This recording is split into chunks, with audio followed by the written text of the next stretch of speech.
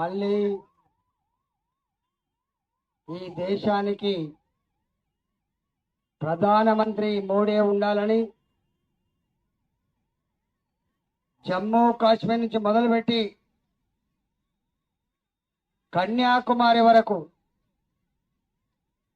అరుణాచల్ ప్రదేశ్ నుంచి మొదలుపెట్టి కచ్ వరకు ప్రాంతాలు వేరైనా, భాషలు వేరైనా, సంస్కృతులు సాంప్రదాయాలు వేరైనా అందరూ కోరుకునేది మళ్ళీ బీజేపీ రావాలి, మళ్ళీ మోడీ ప్రధానమంత్రి కావాలని చెప్పి ప్రజలే కాంక్షిస్తున్న యాత్ర ఈ యాత్ర విజయ సంకల్ప యాత్ర. ఈ కార్యక్రమంలో పార్లమెంటు సభ్యులు స్వయం బాబురావు గారు, ఆదిలాబాద్ శాసనసభ్యులు పాయల శంకర్ గారు, జిల్లా పరిషత్ చైర్మన్ జనార్దన్ గారు, జిల్లా పార్టీ అధ్యక్షులు సర్దార్ గారు, మాజీ పార్లమెంటు సభ్యులు రమేష్ రాథోడ్ గారు, బ్రహ్మానందం గారు, ఎంపీపీ గారు, భూమన్నకి రాజేష్ బాబు గారు, వేదిక మీద ఉన్న పెద్దలు, మా ఆదిలాబాద్ అడవి బిడ్డలారా, మా అన్నలారా, తమ్ముళ్ళారా, మా ప్రెస్ మిత్రులారా, అందరికీ నమస్కారం. జై తెలంగాణ, జై తెలంగాణ, భారత్ మాతాకి, భారత్ మాతాకి. కొండ నాలికకు మందేస్తే ఉన్న నాలికకు పోయిందట. కేసీఆర్ ఏం చెప్పిండు? అనాదిగా అడవిని నమ్ముకొని బతికే గిరిజన బిడ్డలు, వాళ్ళు భూమిని నమ్ముకొని బతికే బిడ్డలు, పోడు వ్యవసాయం చేసుకొని పోరాటాల ద్వారా సాధించుకున్న భూములు ఎక్కడ ఇబ్బంది లేకుండా పట్టాలు ఇస్తామని చెప్పిన మాట వాస్తవమా కాదా? కానీ ధరణి వచ్చిన తర్వాత పోడు వ్యవసాయాలకు కాగితాలు లేకుండా పోయినాయి, పానీలు వెళ్ళిపోయినాయి.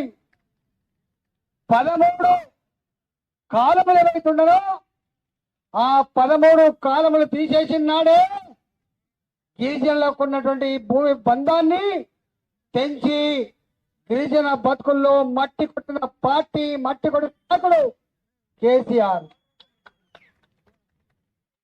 మీకు తెలుసు, జల్ జంగల్ జమీన్ ఆ పోరాట బిడ్డ కొమరం భీం.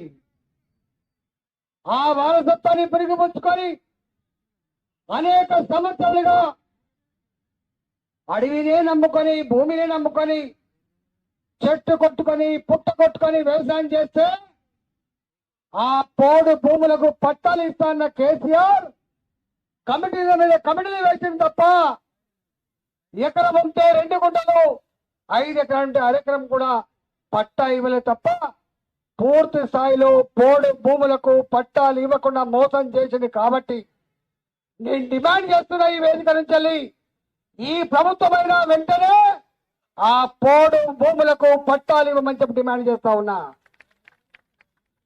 రెండవ డిమాండ్ చేస్తున్నా, ఆనాడు ప్రభుత్వపరమైన భూములు కావచ్చు లేదా భూస్వాముల భూములని కొట్లాడి తెచ్చుకున్న భూములు కావచ్చు, ఆ భూములను ఆ 13 కాలములు తీసేయడం వల్ల హక్కులు లేకుండా పోయినాయి. కాబట్టి అనేక మంది ఎంపీ చుట్టూ, కలెక్టర్ల చుట్టూ తిరిగినా కూడా ఆ భూములకు ఇప్పటికీ హక్కులు రాలేదు. నేను అంటున్నా, ధరణిని రద్దు చేస్తా అన్న కాంగ్రెస్ పార్టీ నాయకులారా, గిరిజనులను గోసపుచ్చుకోకుండా మళ్ళీ వాళ్ళ భూములకు పూర్తి హక్కులు కల్పించాలని చెప్పి డిమాండ్ చేస్తా ఉన్నా. గిరిజన ప్రాంతంలో గిరిజన ప్రాంతాల్లో గిరిజన ఏతరులు కూడా ఇక్కడ బతుకుతున్నారు.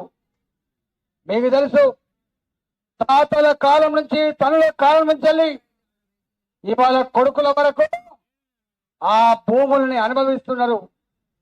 కేసీఆర్ వచ్చిన తర్వాత, తల్లి వచ్చిన తర్వాత వాళ్ళు కాగితం లేకపోవడం వల్ల ఇవాళ తాతలు తండ్రులు ఇవాళ కొడుకులు సాగు చేసుకుంటున్న భూములకు రైతు బంధు రావట్లేదు, రుణాలు రావట్లేదు. ఎన్ని ఇబ్బందులు పడుతున్నారు.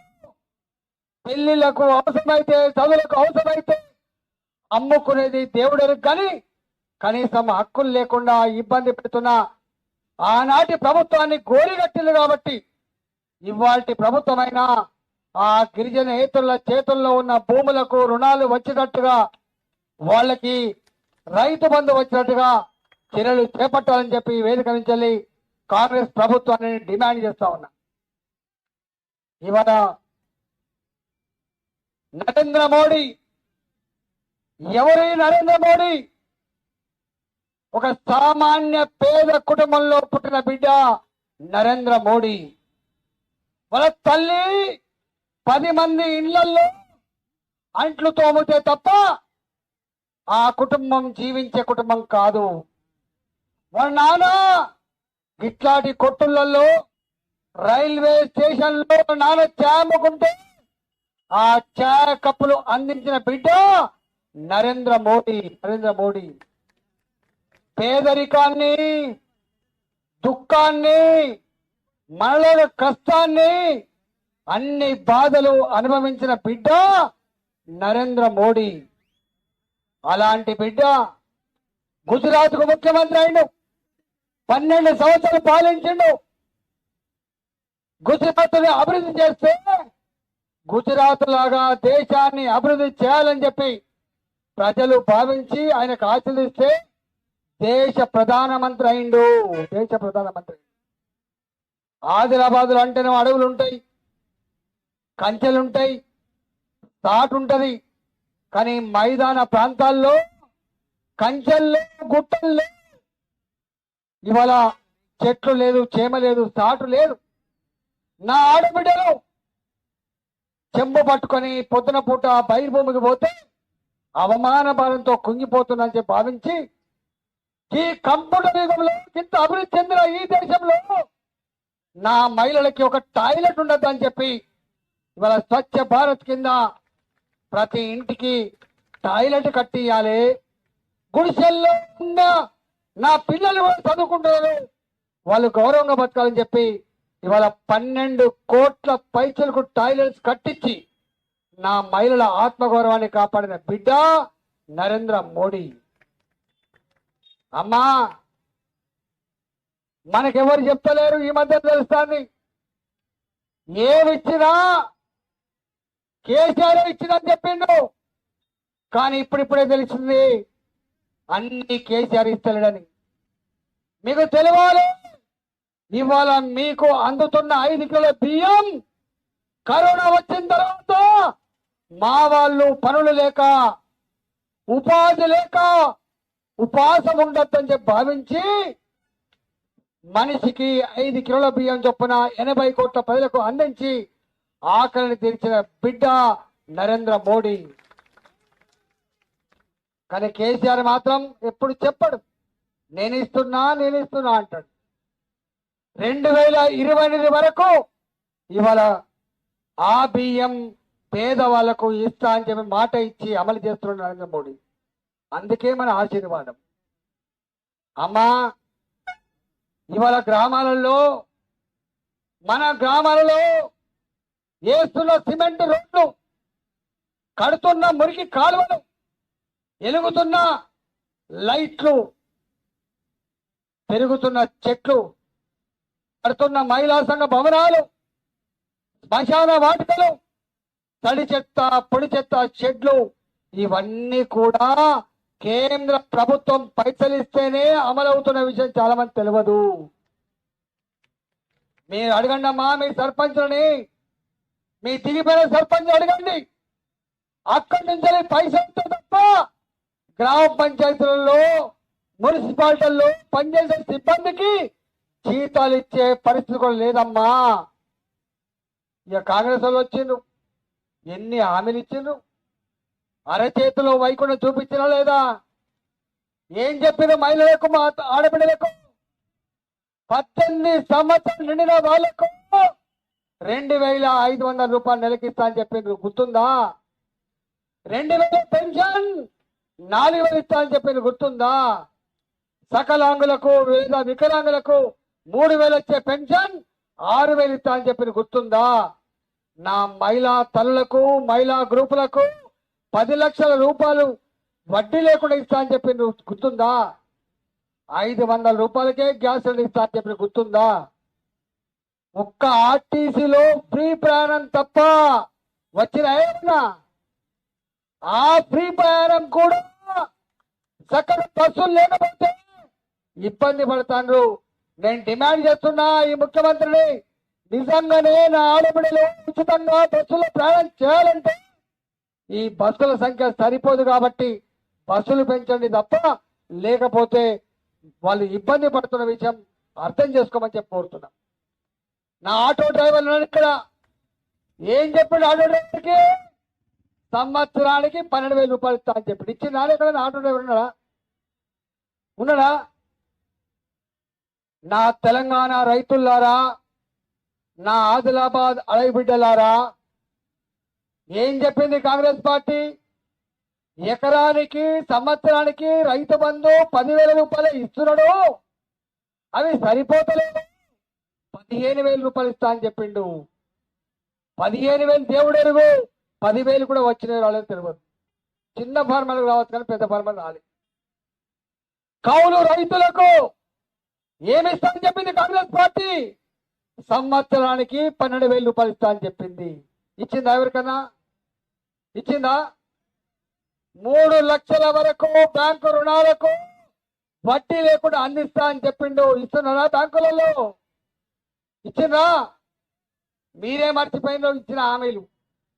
అంతేకాదు, రేపు పండిన పంటకు 500 రూపాయల బోనస్ ఇస్తా అని చెప్పిండు.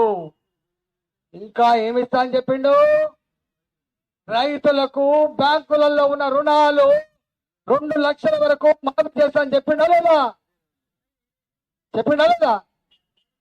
ఇవన్నీ ఇస్తాడే మరి? ఒకవైపు ఏమో దివాలా తీసింది, పైసలు లేవు, రోజు ఢిల్లీకి పోతాండు, ప్రధానమంత్రి గారికి వెళ్తాండు, అమిత్ షా గారికి వెళ్తాండు, ఆర్థిక మంత్రి పైసల మంత్రి నిర్మలా సీతారామన్ కూడా వెళ్తాండు. ఏమడుగుతాను? మీరు కనుక అప్పియకపోతే మా దగ్గర జీతాలు ఇచ్చే పరిస్థితి అంటారు. ఇప్పుడు అడగండి అమ్మా మీ ఉద్యోగులని. కొన్ని జిల్లాలకు ఫస్ట్ వీక్ లో జీతాలు, కొన్ని జిల్లాలకు 2వ వారంలో జీతాలు ఇచ్చే పరిస్థితి వచ్చింది. పెన్షన్లు కూడా మొదటి వారంలో ఇచ్చే పరిస్థితి లేదు. ఇవాళ దివాళా తీసింది. అయినా ఇంకా ఓపిక పడతాం. కాంగ్రెస్ పార్టీ నాయకులు, కాంగ్రెస్ పార్టీ ప్రభుత్వం ఏ హామీలు అయితే ఇచ్చిందో ఆ హామీల కోసం ఇంకో 6 నెలలను ఓపిక పడతాం. మేము విమర్శించడానికి రాలే, కానీ ఇన్ని రకాల అబద్ధాల మాటలు చెప్పి గద్దెనెక్కిండు రేవంత్ రెడ్డి. అమ్మా, ఇవాళ మీ అందరికీ నేను ఇంతకుముందు సోయం బాబు ఒక మాట చెప్పిండు. కరోనా వచ్చినప్పుడు ఒక్కొక్కరు పిక్కుమంటే బతికెళ్ళి ఇళ్ళకెళ్ళి బయటికి వెళ్ళినామా? ఊళ్ళకెళ్ళి బయటికి వెళ్ళినామా? భార్య చచ్చిపోతే భర్త రాలే, భర్త చచ్చిపోతే భార్య రాలే. అలాంటి సందర్భంలో ప్రపంచానికే మందులు ఇచ్చి ప్రపంచాన్ని కాపాడింది భారతదేశం. అంతేకాదు, మనది బీద దేశం అని చెప్తారు, పేద దేశం అని చెప్తారు. కానీ పేద దేశమే, బీద దేశమే నరేంద్ర మోడీ గారి నాయకత్వంలో వ్యాక్సిన్ ఉత్పత్తి చేసి ప్రపంచ ప్రజానికాన్ని కాపాడిన దేశం భారతదేశం. నరేంద్ర మోడీ గారు. ప్రభుత్వం అంటే రోడ్లు వేసిన మాత్రమే కాదు, ప్రభుత్వం అంటే బియ్యం ఇచ్చడే కాదు, పెన్షన్ ఇచ్చలే కాదు, ప్రభుత్వం అంటే ప్రజల విశ్వాసాలని, ప్రజల నమ్మకాన్ని కాపాడే బాధ్యత ఉంటుందని చెప్పిన పార్టీ భారతీయ జనతా పార్టీ. 500 ఏళ్ల క్రితం 500 ఏళ్ల క్రితం మన అయోధ్య ఏ రాముడైతే పుట్టిన నేల ఉందో ఆ అయోధ్యలో మన ఆలయాన్ని కూల్చివేసిండు ఆనాడు. 500 ఏళ్ల నుంచి ఎవరు పట్టించుకోలే. రథయాత్రలు చేసినాం, ఉద్యమాలు చేసినాం, వందల మంది వేల మంది చనిపోయినరు, కానీ రామాలయం రాలే. మొన్న మోడీ గారు వచ్చిన తర్వాత భాజపా సుప్రీంకోర్టులో కేసు వేసి నెగ్గి అందరినీ ఒప్పించి మెప్పించి